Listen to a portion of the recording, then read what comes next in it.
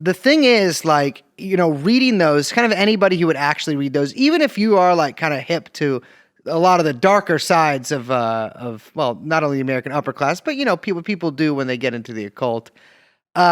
This stuff is difficult to believe. Sure. It's simply, some of the stuff is physically impossible, and some of it seems logistically improbable. And so I was like, well, fuck, I guess maybe it is like a kind of, crazy, like somebody who, maybe they're, mentally ill, or maybe, maybe this is a confluence of stuff that they're kind of misremembering, half remembering, whatever. But it was kind of a little hard to take it seriously until we read another document. Yeah, there's another statement by a separate victim, another victim. Yeah. That wasn't part of the charges that were brought against David Hamblin. Yeah. But who had contacted investigators when Hamblin was arrested and said, I have a history with this guy, and I'd like to offer some testimony kind of in support of this other case.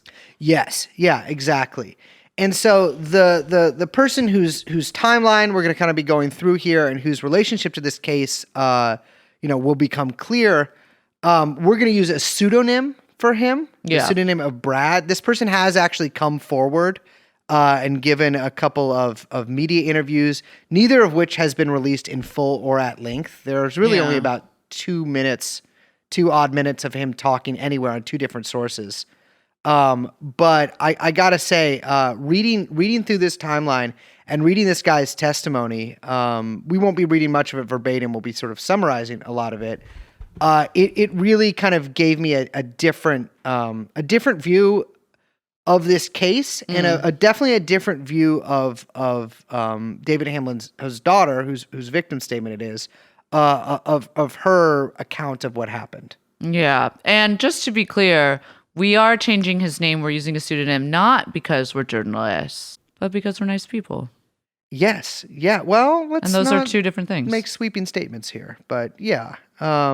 So I also want to make it clear that obviously this is a statement by an alleged victim given to police about an alleged perpetrator.